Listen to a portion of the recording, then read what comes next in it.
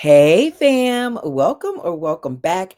Tisha here, back for a recap of The Real Housewives of Salt Lake City. This is season 6, episode 6, or maybe 10, called Out of Gas. The ladies of Salt Lake City continue to deliver. Thank you, because I enjoy shows like this that actually have me laughing at one point, being annoyed at another, and maybe getting a little emotional at other moments, right? Before I get into this episode, I'm going to sum up each segment for you, and y'all let me know what you think. So, John is tired of Lisa not listening to him. Olivia is tired of her mother putting men and other things before her kids. Mary is tired of the way that Angie blows up. Angie is tired of the way that Lisa keeps getting away with her crap. Heather is tired of Lisa and she's finally calling her out. And Bronwyn is just tired, especially after being in the paper for identity theft charges that she thinks, for whatever reason, Lisa is behind. Let me know if I did a good job with that summary below. Do me a favor and hit the like button. Let's jump into the episode. So it is the morning after the wine tasting, I believe, or maybe it's the week after the wine tasting. I can't remember because I watched this while I was at work and then while I was in the doctor's office. But either way, we're going to say it's shortly after the event that Whitney had. Now, Heather FaceTimes Angie to check on her as well as see if she spoke with Mary. Angie is remorseful, but she feels like she was standing up to Lisa, not just for herself, but for the other ladies in the group as well. And for Angie at this point, she doesn't really care about Lisa. She's over the way that Lisa treats people, and she just wants to make things okay with Mary. So she lets Heather know, like, look, Mary's going to be coming over here so we can talk. And that's what I'm most concerned about because I care about Mary. She not worried about Lisa. I personally do not feel like Angie should make up with Lisa. I think at this point, based on what we've seen and the way that they went from these people who hung out together and who had meetups with their kids to now what we've seen on this show, I think at this point, it's safe to say that they are more coworkers than friends, and they should just leave that alone.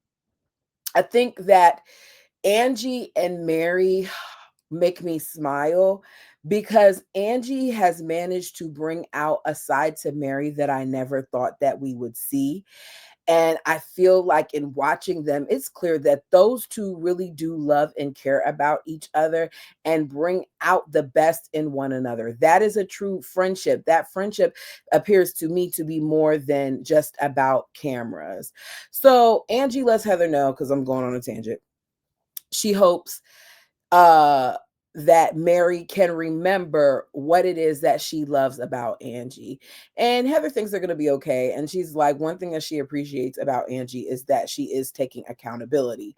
And she, for whatever reason, believes that Lisa is capable of admitting fault as well, even though she says she's never really seen her do it. Now we find out that after all the commotion in the wine tasting, Heather did announce that the ladies are going to be taking a trip on a yacht. I cannot remember to what island, but below deck down under's captain Jason Chambers is going to be whose boat they're on. I've never watched any below deck, so I don't know what this is going to look like, but I'm interested in seeing it. And I think it's going to be a good time. So we go to Bronwyn and Todd. Now, Todd just got back into town. He and Bronwyn go to an ice cream shop. If if you don't know anything else about me, let me tell you guys this. I love ice cream to the point where I haven't done it recently, but I used to have at least a scoop of ice cream every night. Like if I didn't even eat dinner, I was going to have some ice cream. I've cut down a little bit, but I love ice cream. And out of all the ice creams that there are, my favorite flavor is grape nut ice cream. Grape nut ice cream from the Ice Cream Factory in Mount Vernon, New York. ultimate favorite, to the point where this day, if I'm in New York and I decide that I'm going to be there for an extended period of time, one of my stops without fail, even though the Verrazano costs so much money now, is that I have to go to Mount Vernon because I have to get that grape nut ice cream. The owners are Jamaican. I don't know if it's passed on from family member to family member. I just know that that ice cream shop and that ice cream has been there since I was a little kid, and I love it. Like, love it, love it. So I was listening to them and seeing them in the ice cream shop, and it just made me feel a little bit of nostalgia. But these aren't grape nut people, okay? And most of y'all probably don't even know what grape nut ice cream is. But, anyways, these aren't grape nut people. So Todd gets some type of raspberry cookie swirl thingamajiggy, or was it just raspberry swirl? I don't remember. He got a raspberry something, and Bronwyn gets a sundae. And one of the things that she's very excited about is this cherry on top, this maraschino cherry on top. And she's speaking to Todd and asking Todd to please not eat her cherry, because whenever she gets a sundae, he always eats the cherry. And that is her favorite part of the sundae. She purposely saves it for last. She has this conversation, and production shows us that 9 seconds later, the man is eating the cherry. Insert eye roll. Because this man can't even fake like he's halfway interested in listening to the things that she says. It's just this blatant disregard for her feelings, who may seem, it may seem like it's not a big deal, but when I think about how she said, please don't eat it, and he just went ahead and ate it, and he wasn't laughing, nor was she in the moment. I don't like him. I don't know why I don't like him. It could be because he reminds me of my stepfather, who had a significant age difference with my stepmom, but I just don't like the man. Okay. So she begins to talk about the event and the reading that she had. And he's like, that's all. Basically, he doesn't believe it. Like, whatever he said to you is a 50% chance that it's accurate, and it's a 50% chance that it's not. Feels like it's a big crock. Then she talks about Lisa, and we know that Todd cannot stand Lisa. She's like, you should be proud of me. The girls were going at it, but at no point did I get into it with anyone. And he's like, okay, that's what you're supposed to do. He's not about to praise her for being an adult. She says, I know you don't care about the details. I know you don't care about this. And he's like, at all. I was like, dang. Todd obviously doesn't want to be on camera. And the truth is, we don't need to see him. It's enough seeing Bronwyn emotionally abused by her mother. Now we have to see this mean, negative older man do it to her as well. A man that's supposed to have her back. I don't like it, and it doesn't feel good to me. Where are the supportive people in Bronwyn's family, in her life? Is she close to her sisters? Is her mom and sisters in communication? Like, I get we may not see them on the show, but why is it that every time we see scenes with Bronwyn that's outside of the cast, are they like the people around her just are so negative? I feel bad for her. I feel bad for her because we know that she really wants to be accepted, and I feel like she tolerates things that she shouldn't have to tolerate. I said him showing up for filming isn't enough. I feel like Bronwyn, because she started crying, is very dramatic at times, but you married this lady. You know who she is. Console her, even if you feel like it's over the top. So we go from that scene to another family that seems to be having, or couple, I should say, that seems to be having a little bit of issues. And that is Lisa. Back at home, Lisa is packing for this yacht trip. Now, she cannot believe that they're only staying for 3 days, because when she goes out of town and when she gets a yacht, it is for a much longer period of time. So long, in fact, that the last time when her and John went on a yacht, her and John had stayed for so long that she had 9 different luggages just for herself. Lisa, no matter what, is going to always find a way to brag. She just is. It's just in her. And she's draining to me.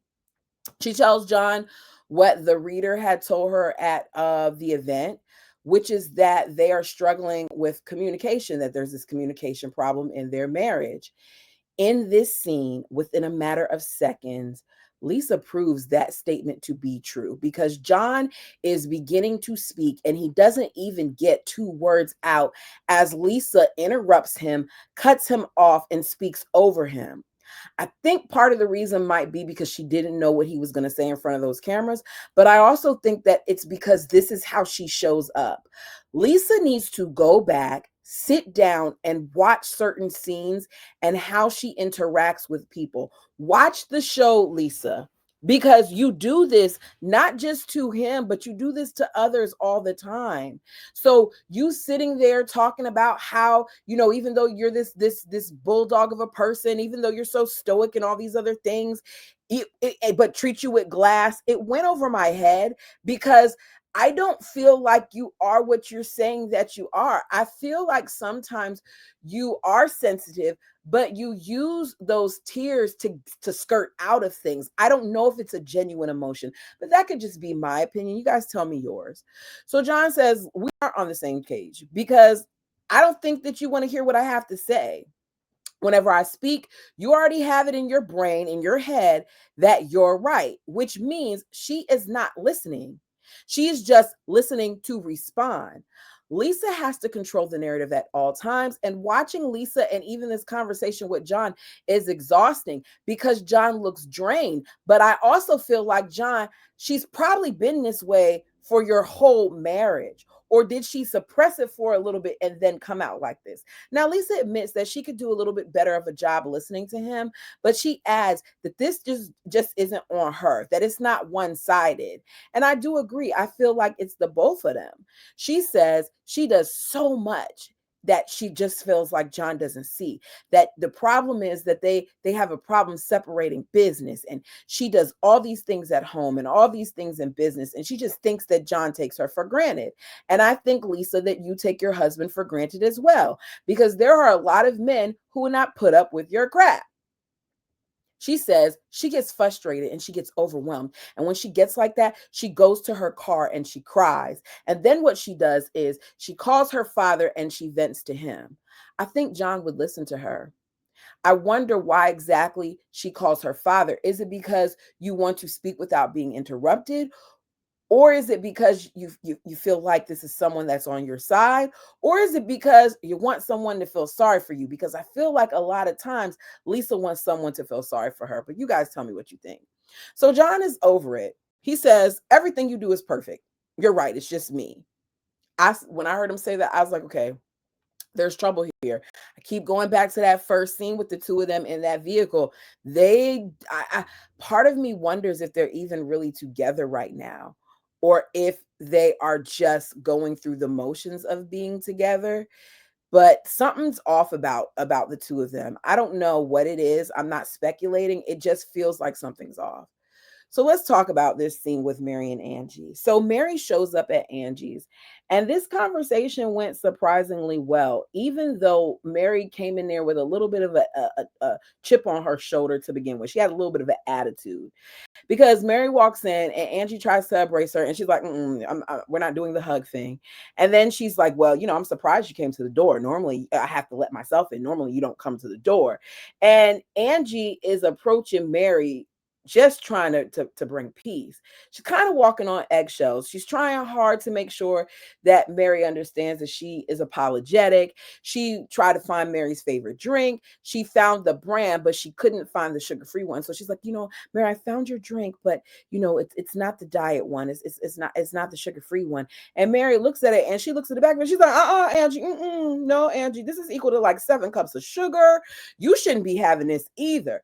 I laughed because even though they're at odds right now, there's still care there. And the two of them, they're good TV. So Angie, as I said, knows that she messed up with Mary.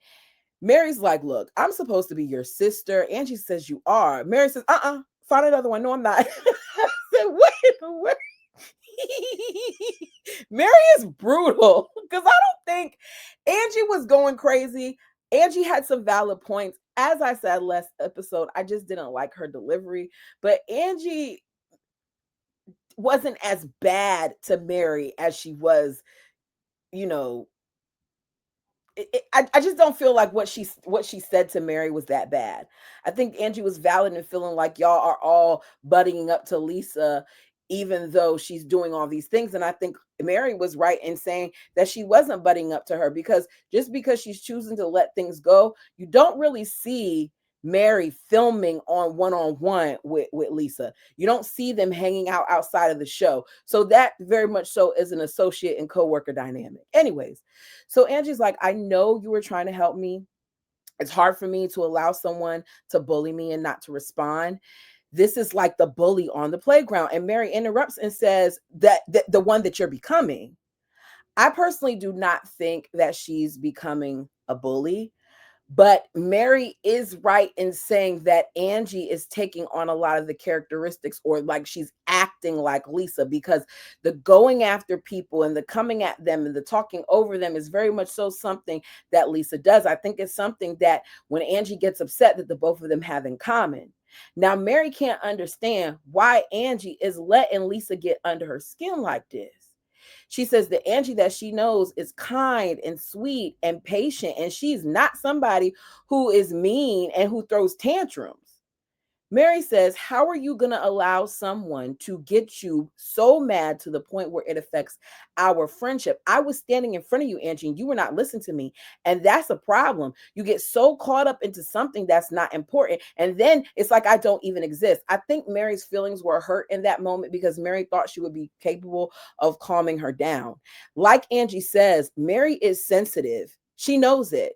But Mary herself needs to recognize her triggers and also work on that, because you can't get mad at Angie all the time for triggering you. You need to work on those things that are traumatic for you. Not that it's going to go away, but at least it will help you navigate it a little bit better. So she tells Angie that she is not the person that she knows, and that Angie is becoming mean, and that Angie was mean to her when she made fun of her gas. She made fun of her tooting. And I was like, what?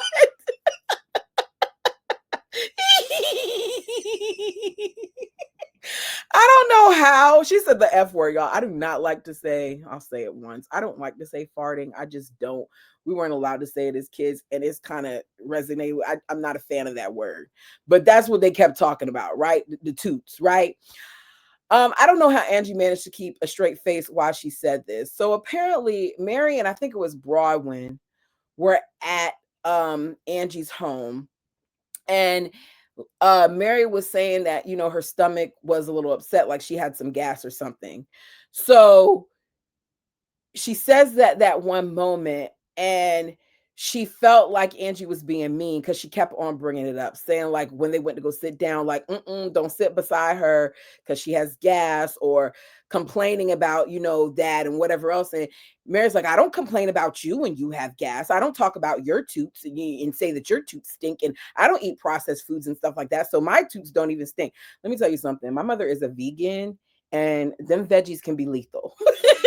So processed or not, it's waste. It doesn't smell like roses. Anyways, I was laughing that whole little segment because it's so on brand for Mary to just take things to a different level.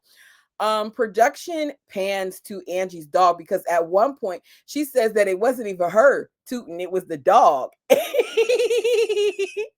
they pan to Angie's dog, and I don't know how the dog looks offended, but the dog looks offended. The dog is looking like, it's not me. How you gonna blame me? So looking at Angie, Angie looks like she's trying not to laugh. And at some point, as Mary's talking, Angie stretches out her hand to hold Mary. It's a lot like that scene we saw last season when Mary got upset and Angie started, getting emotional. But this time it's Mary getting emotional. And Mary tells her, like, look, I don't have a lot of friends. I'm not close to people. I don't make friends easily. I have opened up to you. I tell you things that I don't tell other people. You matter to me. I value you. I care about you. All these great things about Angie. And as I'm watching, I said, Angie is special. I need to watch her wife swap thing, because I think she's first. Anyways, Angie is special. We saw last season the way that Angie was there for Mary with the whole Robert Jr. situation, and how even when Mary got upset with her, she never brought that up. She never divulged anything to anyone else. Her and Mary had their own conversations, both on and out off camera. So Mary is getting a little emotional, and they're holding hands, and she's like, I didn't come here for this. I didn't come here to cry. I came here to like get you together or fuss or something. She said, basically like tell you about yourself. And it's love. I feel like Mary feels safe with Angie, and I get it. I feel like Mary has been through a lot, and she carries a lot of that with her. And Angie has provided her with a space of acceptance. I think that Angie saw Mary in a different light than the others. Let's be clear, season 6 Mary is not season 1 Mary, because I did not like Mary when Jen Shaw was up there, because Mary said some things that I was like, oh, Mary, that's problematic. I don't agree. But I feel like we've seen each year Mary get better and more relatable. So Angie lets her know that she's gonna get it together, and they're good. I said I love these two together because Mary did overreact when it came to Angie calling the ladies out, but Angie just let it go, and they're good. So Heather and Lisa meet up to do a little shopping.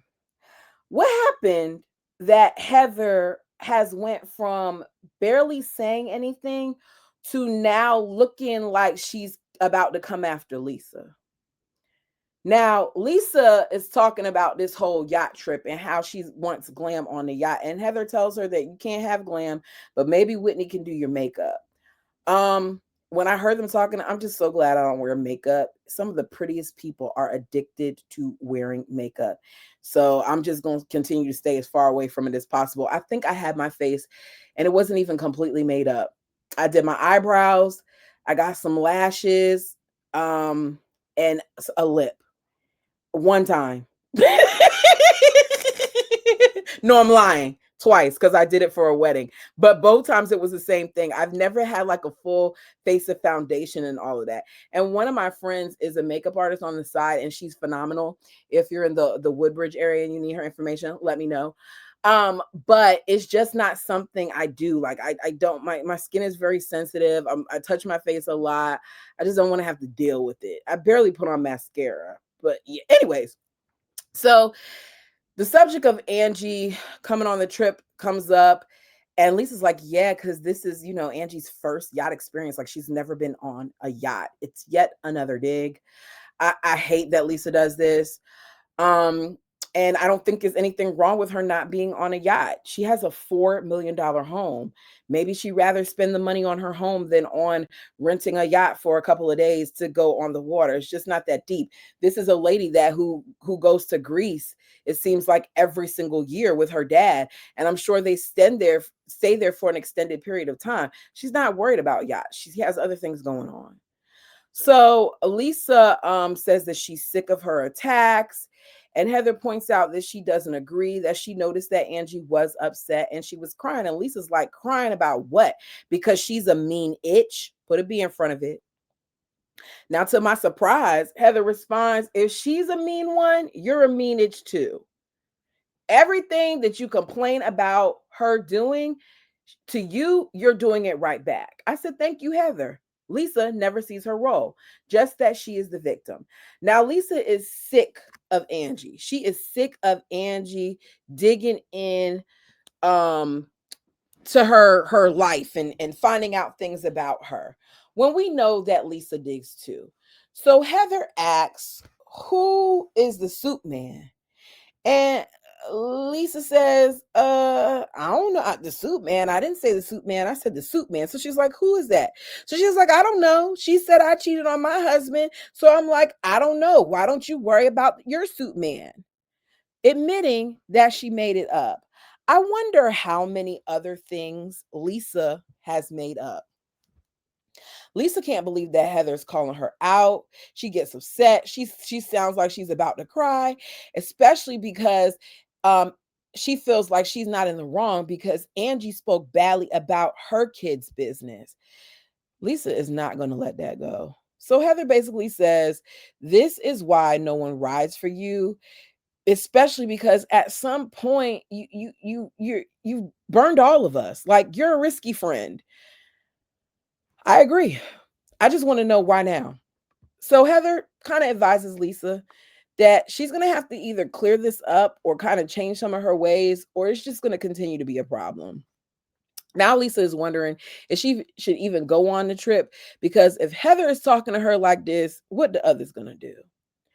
So let's get to this scene with Brittany. Let me get in a more comfortable spot because this heifer ticked me off. So since the psychic called Brittany out, now she's ready to have this talk with her 19-year-old daughter, Olivia.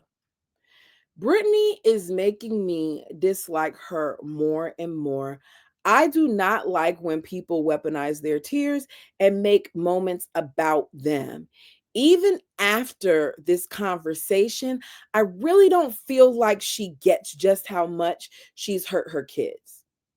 I also feel like, given the circumstances, Olivia did a wonderful job in articulating herself, in expressing her feelings, in being vulnerable and honest, as well as respectful. Now, Olivia is hesitant to meet with her mom, but she came. Now, Brittany and her are so estranged that she's asking her daughter if it's okay to hug her. Do you know how wild that is? That you have to ask your 19-year-old daughter if you can hug her. If you all had that type of dynamic, you would have just reached out and hugged her. And this is coming from somebody who's not overly affectionate themselves. I'm just saying. So Olivia explains that her mother has changed, that up until she was 12 years old, that her mother was a hands-on mom. She was the one who would take them to their dancing events and do all these other things. It all stopped when she got married the second time. That man came and then she stopped showing up. So Olivia was reluctant about coming because Olivia doesn't want to get hurt again. She says that the last time that they met up, Olivia took off time between her jobs, meaning she has more than one job. She took off time. It sounds like it was a lunch break or something, or maybe it was just, I got uh 30 minutes or an hour until I got to go into my next job. I can hang out with you and then I got to go. So she took time to come and see her mom. Now, she was just supposed to be hanging with her mom. Well, while she's there, or I don't know if when she arrived, Jared shows up. Not only is he there, but Brittany spends the duration of Olivia's visit making out with Jared in front of her face. Brittany ain't ish. Brittany isn't sugar, honey, ice, tea. Because how is it that you can't control yourself long enough to make sure that you prioritize your daughter? Even now, I don't really feel like this conversation is about her daughter, because Whitney had already told her to fix things with her daughter and she didn't. Then the psychic says something and now you want to do it. But I wonder if she would have done it if film wasn't there, if cameras weren't rolling, if production wasn't there.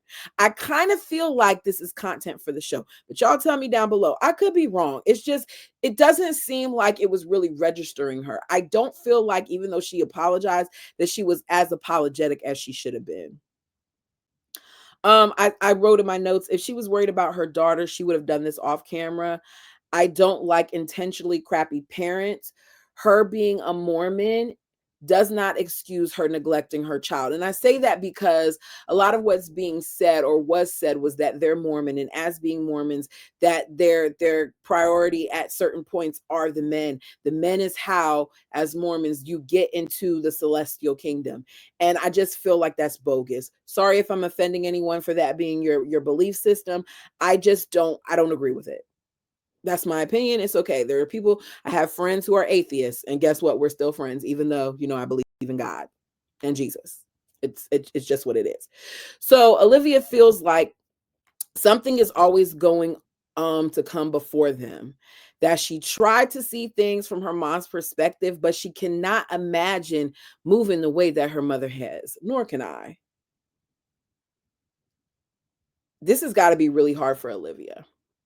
And I say that because I remembered a period of time in my life where my mother put a man before me. She actually put two men before me. One guy that she was dating that I couldn't stand that used to smell like cigarettes really, really bad. And I don't even know how she was willing to date him when she wasn't into any of that. And then the other guy was my stepfather. My stepfather and her had a 17-year age difference, and he was very, very abusive emotionally and eventually physically.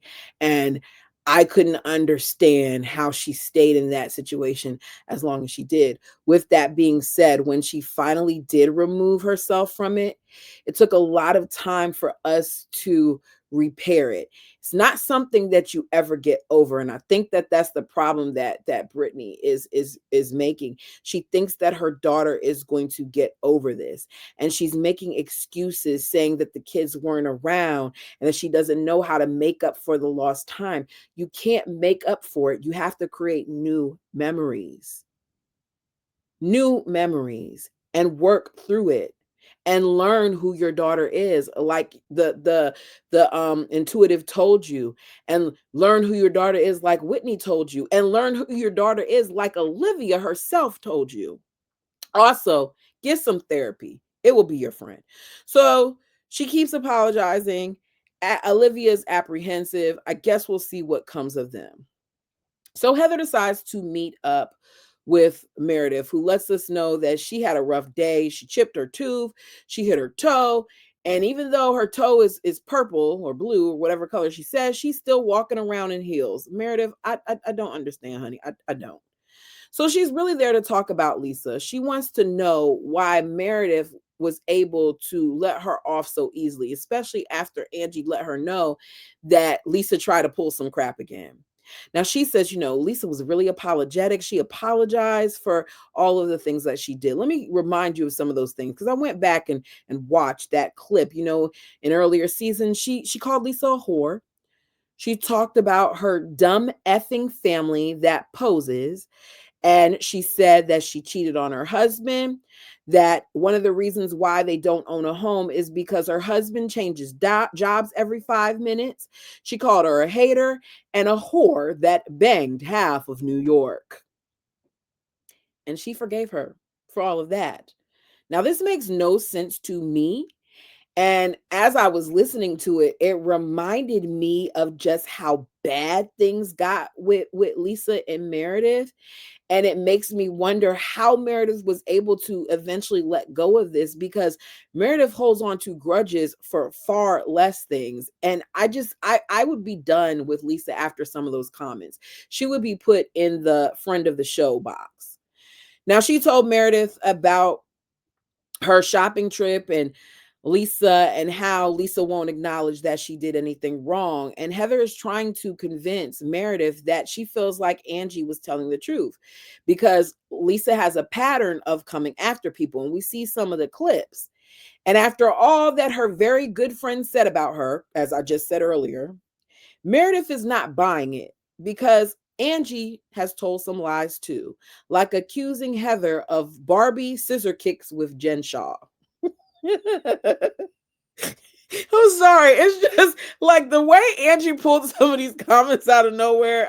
Yeah. Anyways, um, I don't see why Heather even approached Meredith. It's very clear to me that the two of them are going to have each other's backs for now. I don't know how long it's going to last. Seems like it's still a thing, but I wouldn't have come to Meredith with anything, because she's probably going to go back to Lisa, much like Heather does, and let Lisa know what was been said. Um, and I also wouldn't trust Meredith, because Meredith digs too. Remember, she was willing to say some things about Lisa and try to act like it came from Monica, but that's a whole nother story. So later on, Angie and Mary are, I think they're at Whitney's filling out their preference sheets for the yacht. Mary is the most particular, and she hasn't filled hers out yet. So they help her as she makes sure that she has to have her 2003 Don Perignon, I think it's called. The subject, is it good? I've never tasted it. For you people who, have money and you've tasted that, let me know if it's good. So the subject of Brawin comes up. Angie says she was all over the news for grand theft and identity theft charges. Now, I don't understand why Brawin didn't jump ahead of this. Brawin, you cannot be so opinionated about Lisa and her charges and her court things and not tell your own tea. Now Whitney tells us that she tries to choose friends that aren't in crime circles, but her picker is off. So we see Brawin meet up with Todd to figure out how to clean up the mess. She explained that some of the charges happened when she was in college, some are from like a decade ago, some are from like 20 years ago. Um this one particular case, the charges were dismissed and sealed, so she's not going to talk about it. I don't understand why she won't talk about it unless it's something that's really, really bad that can mess her husband up, or maybe because it involves other people and she's not supposed to. Brawin feels like the information was leaked because of Lisa. I feel like it's sketchy, but I do not think Lisa did it. You guys let me know if you think that she did. So she knows that this could be problematic for Todd, that it doesn't look good for him, that could affect his business. And she still plans on going on the yacht trip. And Todd doesn't want her to. Todd doesn't like those girls. Todd definitely doesn't like Lisa. He doesn't feel like she should go on the trip. And he warns her not to do it because Lisa's going to probably come after her. Todd says he wouldn't piss on Lisa if her brain was on fire. Did she really like speak that badly of him? Like, ooh, I guess gout D is bad. Anyways, so he tells her that if she goes on this trip, he does not want her to come back telling him anything about her fighting with Lisa. He feels like she's setting herself up for that to happen. And at this point, it's on her. And that's it. Y'all, tell me what you thought about this. Do you guys think that Lisa sent out the information? I don't think so. I think that anyone who decides to come on a platform like Bravo, you have to understand that people are going to find out information about you. And I'm surprised that this didn't come out earlier. Now, maybe it did and it just wasn't reported. But yeah, I'm not surprised. How do they see sealed documentation is what I'm confused about, but y'all let me know. Anyways, thank you guys so much. Like the video as it helps the channel, and hype me up if you have any left because I need it. Yeah, I enjoy this show. I don't know what it is. My numbers are kind of funky. They're kind of janky. If I'm being honest right now, the most views that I get is for Sister Wife, and I'm really like not feeling that show right now. And Seeking Sister Wife. So help my Real Housewives content out if you can. Thank y'all so much. Until next time. Peace.